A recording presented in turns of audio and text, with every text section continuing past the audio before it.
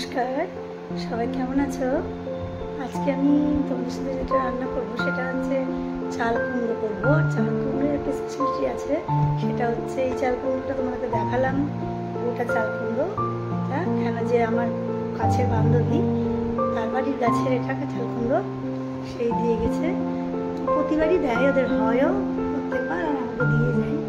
এত ভালো টেস্ট হয়, মানে কিনে যেটা চাল কুমড়ো আনি সেরকম টেস্ট তো হয়ই না, খুব সুন্দর টেস্ট হয়। খুব কাছের আমার বান্ধবী, ওর ছেলেরা আমার ছেলে আবার একই সাথে পড়ে, সেই থ্রু দিয়ে আমাদের বন্ধুত্ব।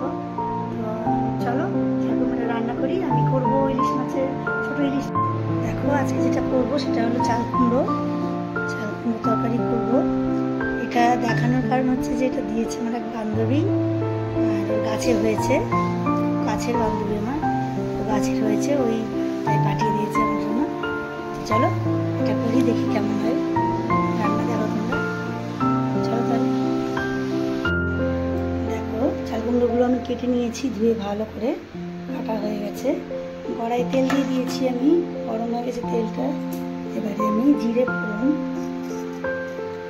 সামান্য কালো জিরে দিয়ে দিলাম, কালো জিরে দিলাম, অল্প রাঁধুনি দেবো, দিয়ে কালো এটাকে চাল কুমড়োটাকে ছেড়ে দেবো। অল্প আমি রাঁধুনি দিলাম, দিয়ে আমি চাল কুমড়োগুলো ছেড়ে দেবো। আমি করবো ইলিশ মাছের মাথা দিয়ে, মাছটা আমি ভেজে নেবো এক পাশে। চিংড়ি সব দিয়ে খাওয়া যায়, এমনিও খাওয়া যায়। চাল কুমড়োটা খুবই ভালো ছিল, এখন করছি, বললাম তোমাদের খেয়ে আগে গাছে বাড়ি ওদের গাছে এরকম হয়, পরে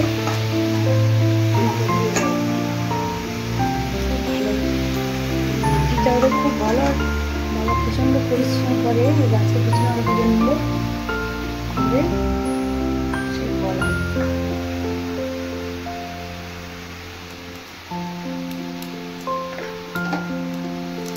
আমিও অনেক চেষ্টা করেছি লাগানোর, কিন্তু আমার পেছনে রোদটা পায় না বলে হয় না।